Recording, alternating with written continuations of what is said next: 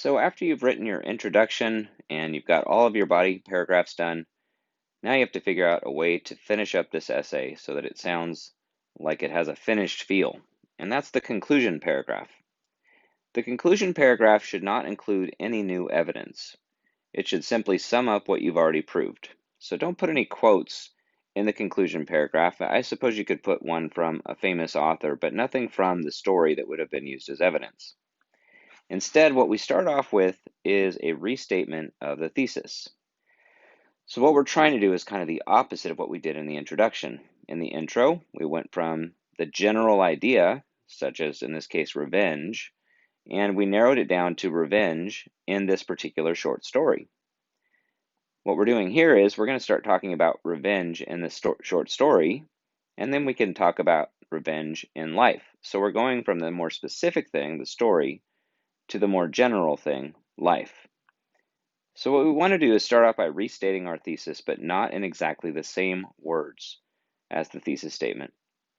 We can now look at it from the point of view of having thought about the story a little bit more and drawn conclusions about the story that can be general rules that we learn about life.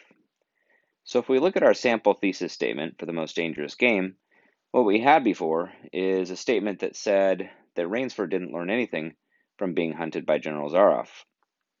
And we're putting it in basically the same kinds of terms here. In the part in purple, we say, thus we see that although Rainsford has been through a traumatic event and even been hunted himself, he seems not to have changed at all. So that's basically restating the thesis, but it's in different words.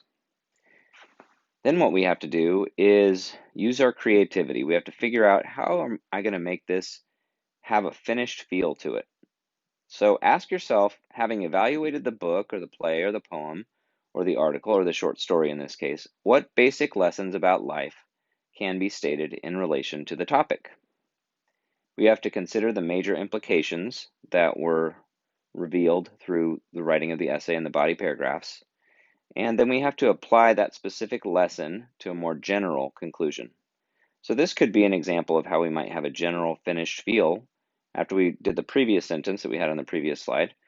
This story shows the difficulty we humans have in understanding life from the perspective of a weaker animal. Although the story may not be overtly against hunting, the way the author reverses the power dynamic shows us the need we have to take care of those species that are weaker, rather than believing that we are the only creatures of consequence on the planet. So here the author is kind of trying to show us not to be so superior to the animals, and to consider that we need animals as well as them needing us, and to consider that they may have feelings and emotions just like us, and to not be like Rainsford, essentially what it comes down to, and definitely not like Zaroff.